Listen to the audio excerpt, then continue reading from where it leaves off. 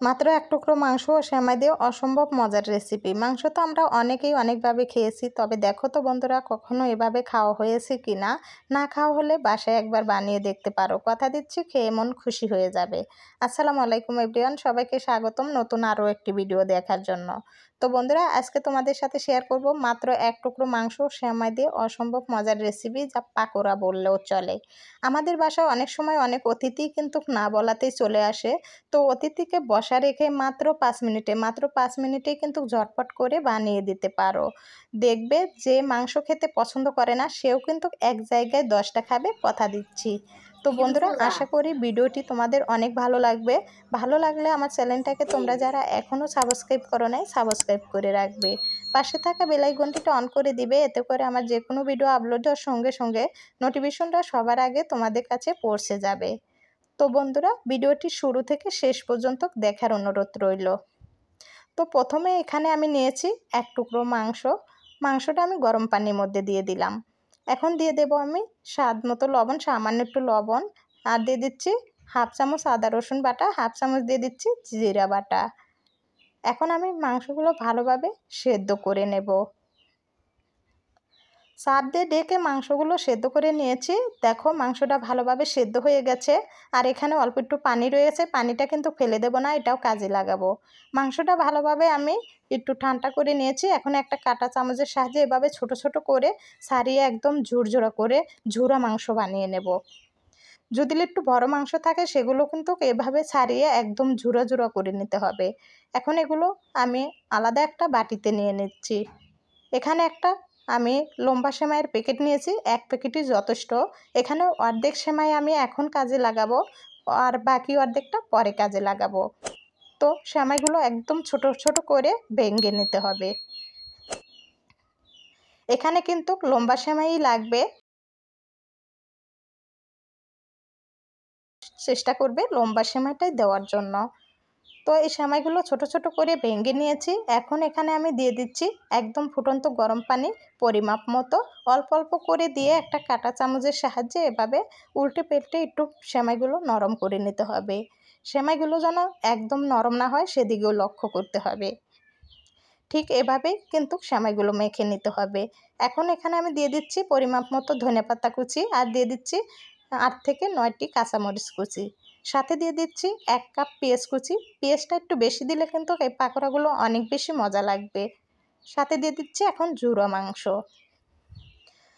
3 চামচ দিয়ে দিচ্ছি চাউলের গুঁড়া। চাউলের গুঁড়াটা অবশ্যই দেওয়ার জন্য চেষ্টা করবে, এটা দিলে কিন্তু পাকোড়াগুলো অনেক বেশি মুচমুচে হবে, খেতেও ভালো লাগবে। বেসন দিয়ে দিচ্ছি 4 চামচ। এখানে বেসন দিলে অনেক মজার হয়, তবে হাতের নাগালে বেসন না থাকলে ময়দাও দিতে পারো।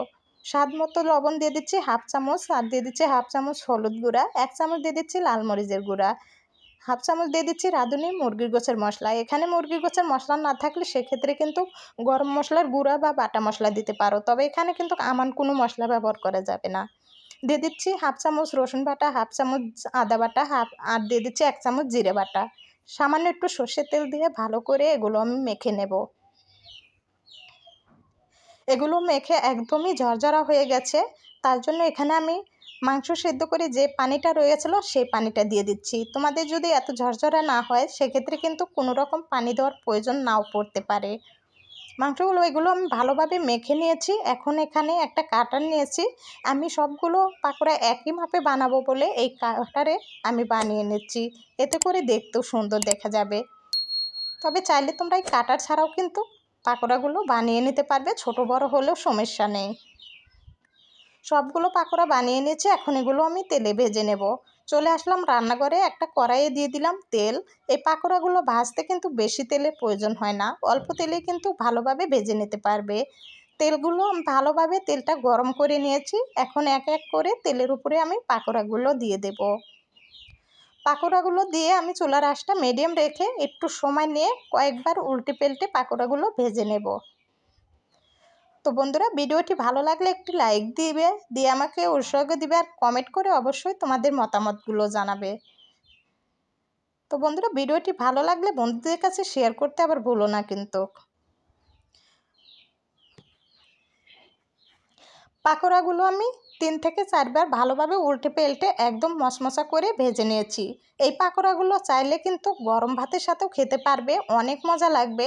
অনেক সময়ই দেখা যায় শরীরটা ভালো থাকে না, রান্নাবান্না করতেও ভালো লাগে না, তো মাত্র এক টুকরো মাংস দিয়ে এরকম মজার একটা পাকোড়া বানিয়ে কিন্তু পেট ভরে গরম ভাত খেতে পারবে।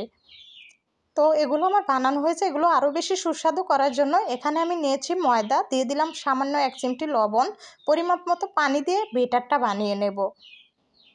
বেটারটা বানানো হয়ে গেছে, এখন এখানে আমি দিয়ে দিচ্ছি, দেখো আগে যে অর্ধেক সেমাইটা রেখেছিলাম সেই অর্ধেক সেমাই একদম ভেঙে গুঁদো গুঁদো করে নিতে হবে। চাইলে তোমরা ব্লেন্ডারেও কিন্তু এটা গুঁদো গুঁদো করে নিতে পারো, তবে একদমই ফিনিশিং করা যাবে না, গুঁড়ো করা যাবে না, কিন্তু ঠিক এই রকম রাখতে হবে। তো এখন এই পাকোড়াগুলো আমি এই বেটারের মধ্যে দিয়ে একটু ভালোভাবে ভিজিয়ে নিচ্ছি, এতে করে সেমাইগুলো যাতে ভালোভাবে পাকোড়ার গায়ে লেগে যায়।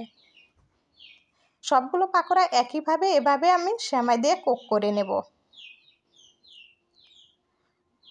সবগুলো পাকোড়া কিন্তু আমি দেখো সেমাই দিয়ে কোক করে নিয়েছি, এখন এগুলো আবারও তেলে ভেজে নেব। তো এগুলো ওখানে আমি তেলটা দেখো আবারও গরম করে নিয়েছি, দিয়ে এগুলো আমি ভেজে নেব উল্টে পাল্টে। তবে এগুলো ভাজতে কিন্তু এখন বেশি সময় লাগবে না, মাত্র 1 থেকে 2 বার উল্টে পাল্টে দিলে এগুলো ভাজা হয়ে যাবে। আমার পাকোড়াগুলো কিন্তু ভাজা হয়ে গেছে, দেখো মাশাআল্লাহ দেখতেও অনেক সুন্দর হয়েছে, খেতেও কিন্তু অসম্ভব মজা। আমি তো বলবো যে মাংস খায় না সেও কিন্তু এক জায়গায় 10টা খাবে। একবার বানিয়ে দেখতে পারো, দেখবে এটা সকাল বিকেল যে কোনো অবসর সময়ই কিন্তু এগুলো সবার অনেক ভালো লাগবে। তো বন্ধুরা, আজ এই পর্যন্ত, তোমাদের সাথে আবারও দেখা হবে এরকম মজার মজার রেসিপি নিয়ে। এতক্ষণ আমার সাথে সময় দেওয়ার জন্য তোমাদেরকে জানাই অসংখ্য ধন্যবাদ। সবাই অনেক অনেক ভালো থাকবে, আবারও দেখা হচ্ছে এরকম মজার মজার রেসিপি নিয়ে। আল্লাহ হাফেজ।